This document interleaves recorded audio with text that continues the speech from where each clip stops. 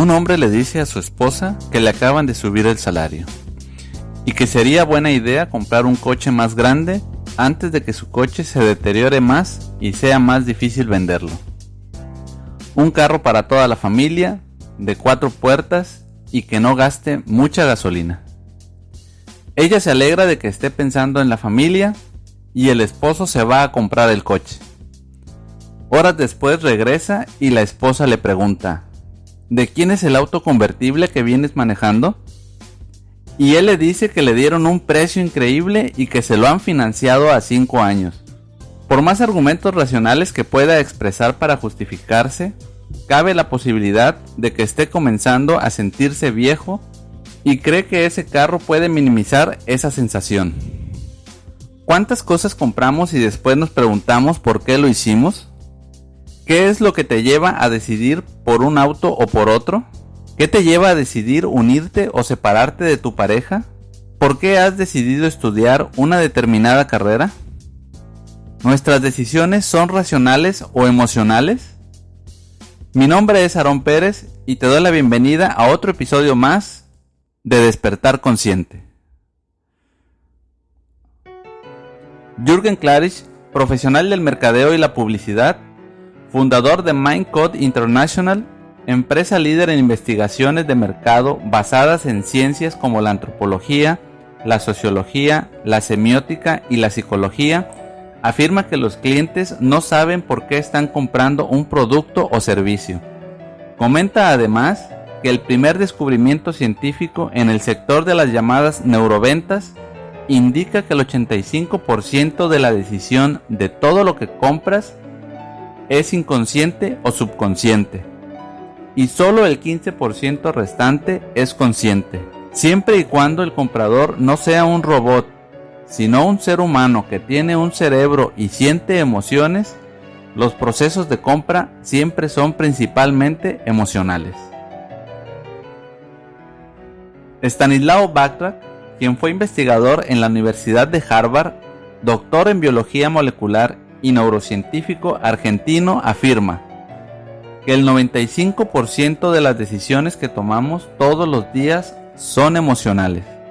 Cuando una persona de recursos humanos incorpora a una persona argumentando que su currículum es excelente, parece una decisión racional.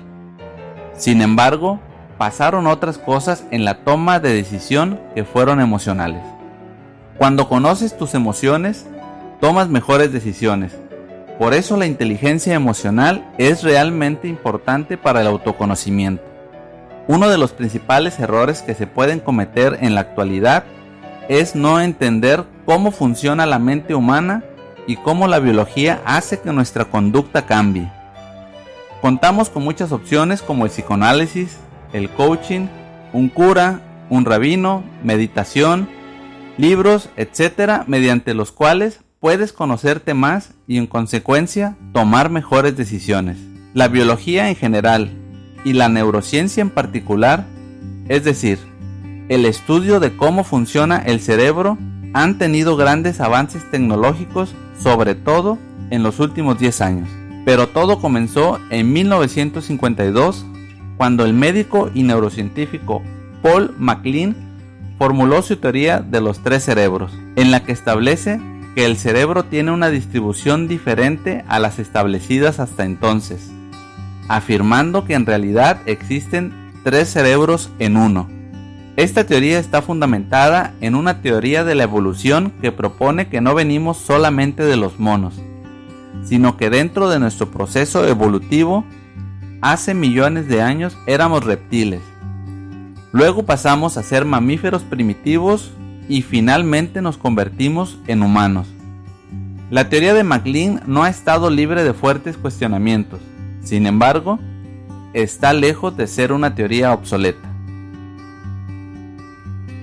Así, en la actualidad, los neurocientíficos hablan de un cerebro más primitivo o una parte del cerebro que se formó primero en la evolución, conocido como cerebro reptil, y se considera que nos tiene secuestrados y dominados toda la vida porque es la base de nuestro sistema de supervivencia. No siente ni piensa, simplemente reacciona y actúa para superar cada situación. Es en donde se encuentran los instintos y en gran medida es muy resistente al cambio. Se centra en el aquí y en el ahora, por lo que no hace reflexiones ni considera pasado o futuro. Instintivo y primitivo es el que se encarga de que respires, comas, te defiendas o ataques, te reproduzcas y cuides a tu tribu, por mencionar lo más básico. Posteriormente, en la evolución, por encima del reptil apareció el cerebro límbico, el cual lo tenemos todos los mamíferos y cuenta con una particularidad: nos hace absolutamente emocionales. Y el último en la evolución, no hace mucho tiempo, y debido a la alimentación, se formó el tercer cerebro llamado córtex. Es la parte racional por excelencia. No somos la única especie que lo posee, pero sí en la que más está desarrollado. Nos ha dado la cualidad de ser reflexivos y conscientes de nuestra existencia, permitiéndonos encontrar nuevas formas de pensamiento y procesamiento de información que nos hacen alejarnos o ser menos conscientes del plano emocional e instintivo. El córtex es la parte del cerebro que procesa toda la información de manera lógica y nos hace ser personas más prácticas. Pero también ahí se encuentran muchos de nuestros inhibidores y controladores del comportamiento. Por ejemplo, las reglas de lo que está bien y lo que está mal. Pero es muy importante tomar conciencia de que todos estos conceptos los hemos creado y no son naturales. Se nos han transmitido a través de normas sociales o de creencias personales y terminan por convertirse en ideas preconcebidas que nos impiden ser más espontáneos y felices. Todo esto influye para no solo no saber qué comprar, sino para no saber qué es lo que realmente queremos en general en la vida, y utilizamos nuestra parte racional para justificar nuestras decisiones ante nosotros mismos y los demás. Aquellos que creen que las decisiones son racionales están totalmente equivocados. Cuando nos pasa algo, cuando vivimos una experiencia, bien sea por un impacto o por una situación acumulativa, experimentamos emociones que son automáticas y a las que no prestamos la debida atención. Estas emociones generan sentimientos que generan los pensamientos. Conocer nuestra forma de pensar, distinguir nuestros sentimientos y ser conscientes de nuestras emociones es fundamental para el equilibrio de nuestro sistema, para vivir en coherencia y armonía. Antonio Damasio dijo: quizás signifique también más salud. Primero es la emoción y luego el razonamiento. Sentimos una emoción y después le damos una explicación racional a lo que nos pasa. Nos alejamos del sentimiento cuando entramos en la explicación. Si aprendiéramos a no justificarnos, sabríamos sin dudar lo que sentimos. Si hay algo que nos gusta, es definirnos como personas que deciden con la lógica y la razón, o como personas que deciden con el corazón guiándose con las emociones, y atribuir nuestro modo de comportarnos, de reaccionar y de vivir a la forma en que nos definimos. ¿Es correcto hablar de personas que toman decisiones puramente emocionales y de personas con decisiones puramente racionales? La respuesta es no. La ciencia hoy en día tiene datos muy interesantes. Las emociones están detrás de todas y cada una de nuestras acciones y también de todo proceso mental. Toda decisión y toda actitud en apariencia lógica y racional tiene detrás un componente emocional. Esto es así por un hecho muy concreto. Nuestro cerebro es un órgano emocional que en un momento dado de nuestra evolución empezó a razonar de manera más sofisticada. Es imposible separar la razón de la emoción.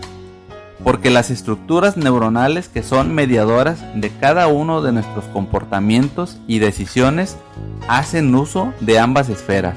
Somos lo que pensamos, pero sobre todo, somos lo que sentimos.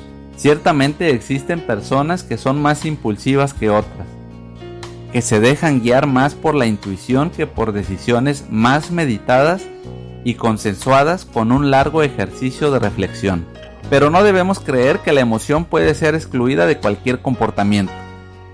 Hacer una distinción entre personas emocionales y personas racionales es totalmente erróneo. Hay emoción en la lógica y también lógica en la emoción. La percepción errónea con respecto a las decisiones es debido a los conceptos que se nos han transmitido por generaciones, que nos han llevado a creer que la emoción es lo opuesto a la razón, que la emoción es del corazón y el corazón la antítesis del cerebro. Es como si estuviéramos obligados a declararnos de un bando u otro. En la vida en general abundan las ideas distorsionadas, como el creer que para tomar una buena decisión hay que hacerlo con la cabeza fría y excluyendo las emociones. Estudios como los realizados por Michel Tuan en la Universidad de Columbia indican que es erróneo etiquetar a las personas en emocionales o racionales. Sentir alegría, entusiasmo, experimentar inquietud e incluso sentir miedo también define un comportamiento racional. Todo comportamiento aplica en ambas dimensiones. No por mucho pensar o reflexionar en un aspecto hará que nuestra decisión sea más acertada. La única diferencia es el tiempo que pasará antes de que pases a la acción. Muchas veces invertimos horas e incluso días centrados en ideas completamente irracionales y que solo interfieren en nuestro bienestar. Todo esto es así debido a que nuestro córtex está conectado con las áreas que controlan nuestro mundo emocional. Tal y como dice Bachrach, somos seres emocionales que aprendimos a pensar y no seres racionales que aprendimos a sentir. Las decisiones las hemos tomado antes de ser conscientes de ellas. La razón nos lleva a la justificación. Habrá quien sea más impulsivo, otros más cautos, quien se deje llevar más por sus emociones y su adrenalina, mientras otros ejercen un mayor control sobre su conducta. Las emociones siempre son parte de cada proceso, son nuestro motor cotidiano.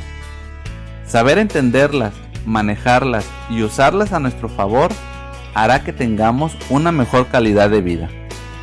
Al cerebro no le importa que seas feliz, solo que sobrevivas. No podemos controlarlo, pero sí gobernarlo un poco más. Para la neurociencia, cambiar es sinónimo de aprender. Aprendamos a modificar el cerebro y sacarlo de su rutina y su automatismo. Lo que pensamos transforma nuestro cerebro. Antes de pensar en cambiar, el primer paso para intentar cambiar lo que no nos gusta en nuestra vida es el autoconocimiento. Primero, tienes que encontrarte a ti mismo por ti mismo.